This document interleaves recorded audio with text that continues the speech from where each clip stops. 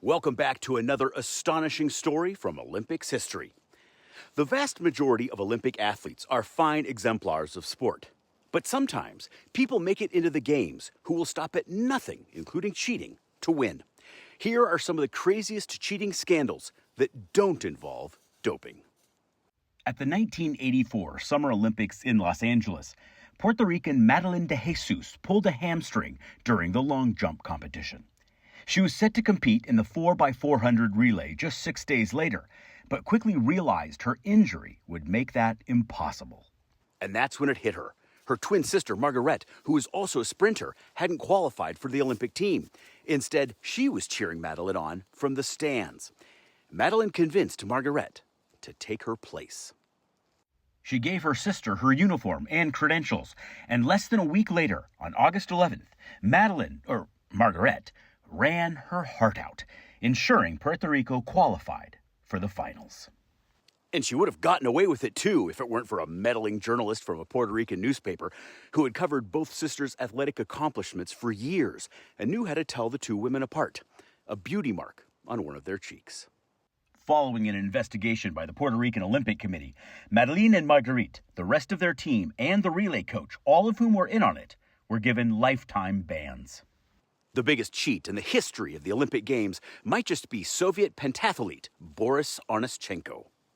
Onyszchenko was very good, appearing at the 68, 72, and 76 Summer Games and racking up multiple medals, including 2 individual silvers and a team gold. In 1976, in Montreal, the 38-year-old, 3-time world champion went into the fencing event knowing that the Soviet team was in 4th place, just behind Great Britain.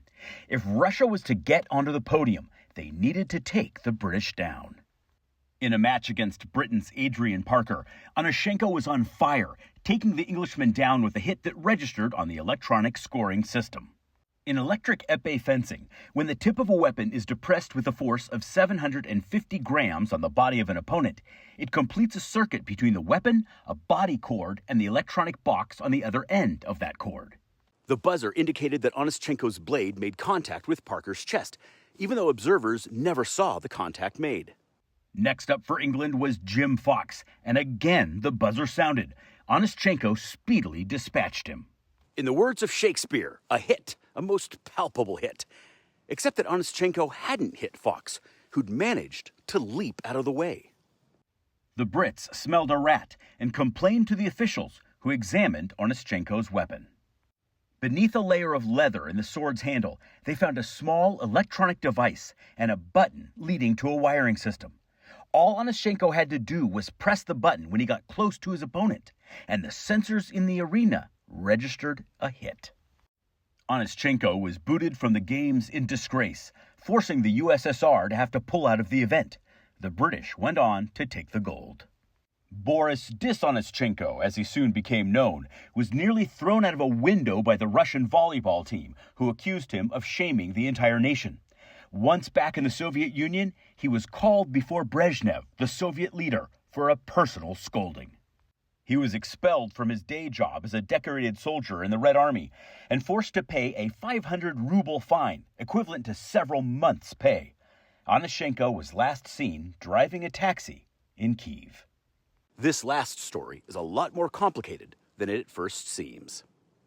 During the 1936 Olympics in Berlin, German Dora Ratjen missed getting on the medal stand for the women's high jump by a single 4th-place finish.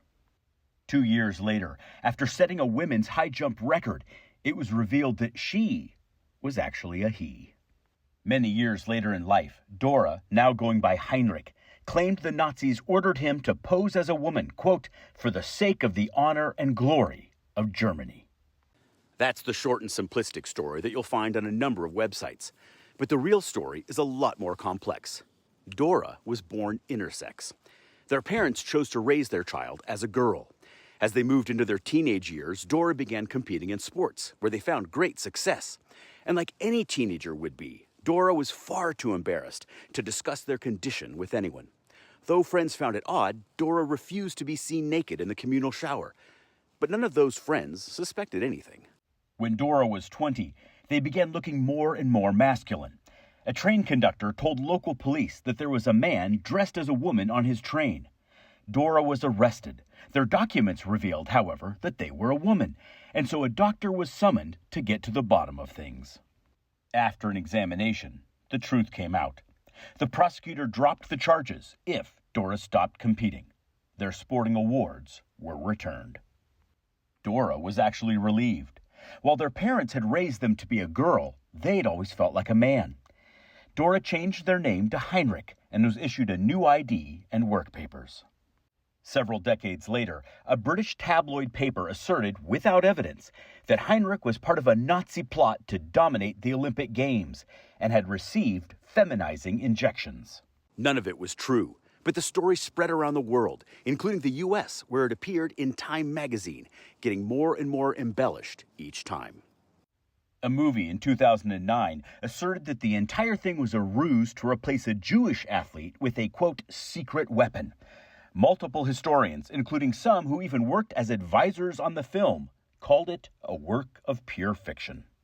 For their part, Heinrich took over their parents' bar outside Bremen and refused any and all requests for interviews before their death at age 90 in 2008. I'll see you tomorrow for another amazing story from the Olympic Games. Stay curious, my friends.